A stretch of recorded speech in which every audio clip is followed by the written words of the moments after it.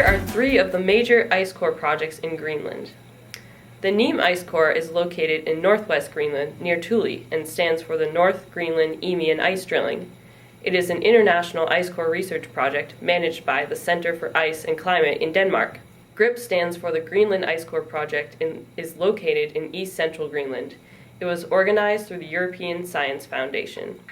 GRIP drilled a 3-kilometer deep ice core to the rock under the Greenland ice sheet at Summit, Greenland from 1989 to 1992. GISP-2 was the second attempt at the Greenland ice sheet project.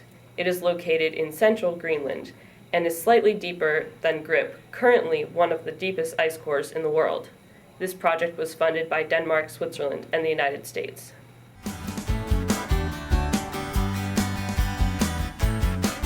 When snow falls, young snow buries older snow and causes small air pockets to be trapped. As the weight of overlying snow increases, the loose snow turns into granular snow and then into a material called firn. Eventually, with even more pressure, the firn transforms into a solid mass of ice. This ice can be composed of up to 20% air trapped in tiny bubbles within the ice.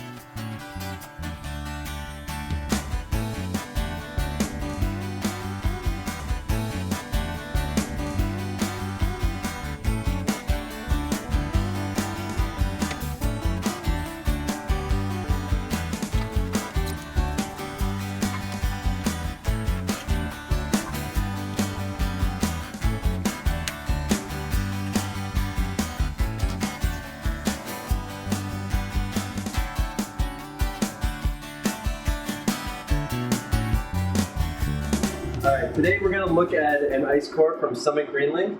So the first thing we're going to do is line it up on this light table here, which will allow us to see the different layers within the ice core. By looking at the concentrations of the gases within these air pockets, we can get an idea of what the atmosphere was like back in time. Here we can see the difference between a summer layer and a winter layer, and the little black dots represent air bubbles.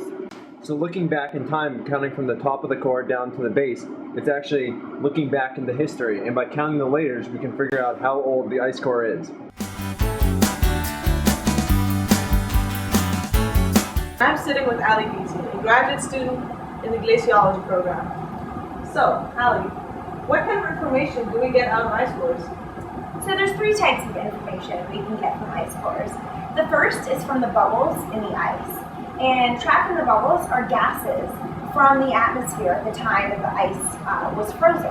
So we can get concentrations of gases like carbon dioxide and methane, which are tied to changes in temperature. So changes in carbon dioxide will tell us something about the changes in temperature over time. The next thing we can get out from ice cores is we can look at the material that's been trapped in the ice itself. So we look at something like dust, for example, which would tell us about the wind direction. The final thing we can get from ice cores is by looking at the ice or the frozen water itself. So by looking at the actual hydrogen and oxygen atoms, we can in fact reconstruct temperature at the time that the snow forming the ice fell on the ice sheet.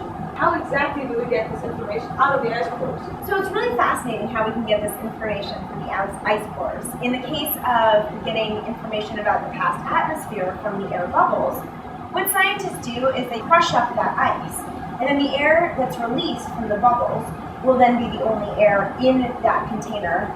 And that's how we can isolate the air from 50,000 years ago and analyze it, like I said, for its carbon dioxide concentration, its methane concentration, and other such gases.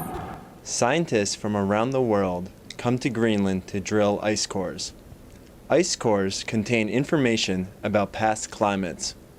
The deepest ice cores contain ice 110,000 years old. Greenland and Antarctica are the only places in the world with ice this old.